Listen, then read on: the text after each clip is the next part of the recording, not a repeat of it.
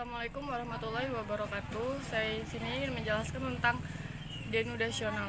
Bentuk lahan asal denudasional dapat didefinisikan sebagai suatu bentuk lahan yang terjadi akibat proses-proses pelapukan, erosi, gerak massa batuan, atau mass watting.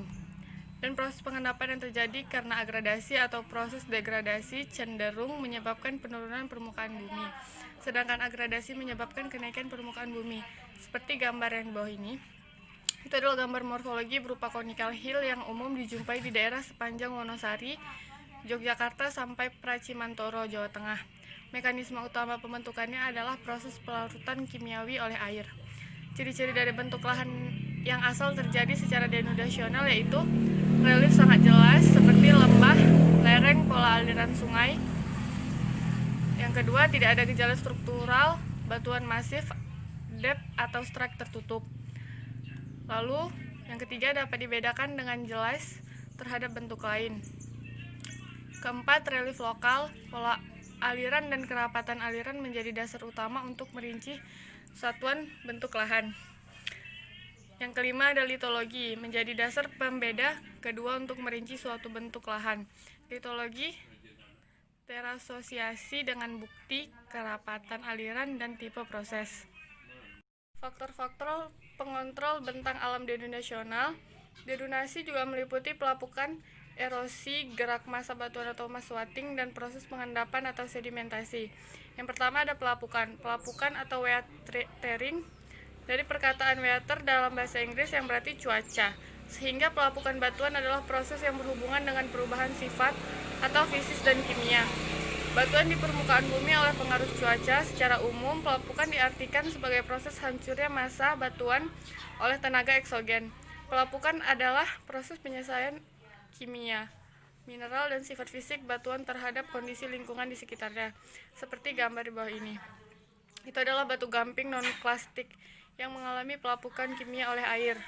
Permukaan yang berlubang-lubang merupakan bukti jalur air yang terabsorpsi dan melarutkan mineral-mineral di dalam batuan tersebut.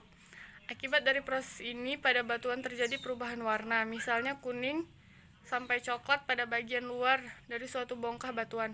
Meskipun proses pelapukan ini berlangsung lambat karena telah berjalan dalam jangka waktu yang sangat lama, maka di beberapa tempat telah terjadi pelapukan sangat tebal. Ada juga daerah-daerah yang hasil pelapukannya sangat tipis, bahkan tidak tampak sama sekali. Hal ini terjadi sebagai akibat dari pemindahan hasil pelapukan pada tempat yang bersangkutan ke tempat yang lain. Faktor-faktor yang mempengaruhi pelapukan yaitu jenis batuan, mineral, kandungan, retakan, bidang pelapisan, patahan, dan retakan.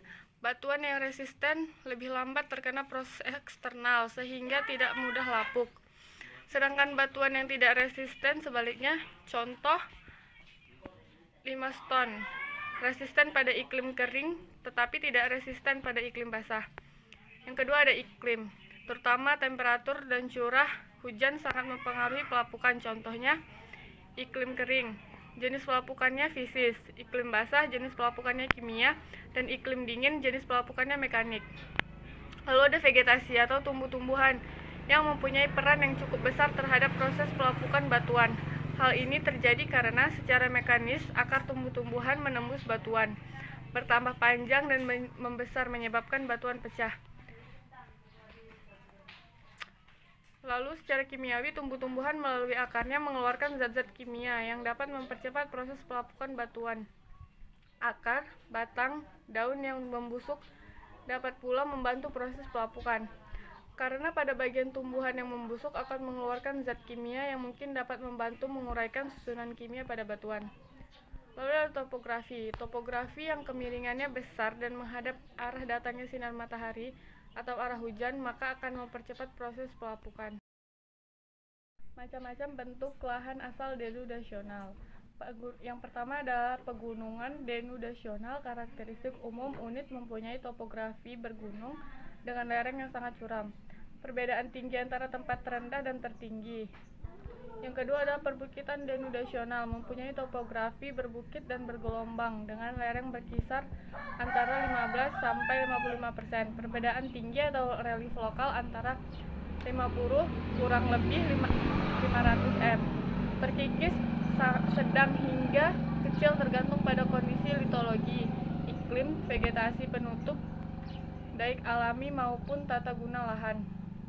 Dataran nyaris atau peneplain akibat proses denudasional yang bekerja pada pegunungan secara terus-menerus, maka permukaan lahan pada daerah tersebut menurun ketinggiannya dan membentuk permukaan yang hampir datar yang disebut dataran nyaris atau peneplain. Lalu ada perbukitan sisa terpisah atau inselberg. Apabila bagian depan dinding pegunungan atau perbukitan mundur akibat proses denudasi dan lereng kaki bertambah lebar secara terus-menerus, akan meninggalkan bentuk sisa dengan lereng dinding yang curam. Bukit sisa terpisah atau inselberg tersebut berbatu tanpa menutup lahan dan banyak singkapan batuan. Lalu ada kerucut talus atau kipas kolonial, mempunyai topografi berbentuk kerucut atau kipas dengan lereng curam. Secara individu, fragmen batuan bervariasi dari ukuran pasir hingga blok, tergantung pada besarnya chief dan batuan yang hancur. Lalu ada lereng kaki, mempunyai daerah memanjang dan relatif sempit, terletak di daerah pegunungan atau perbukitan dengan topografi landai hingga sedikit terkikis.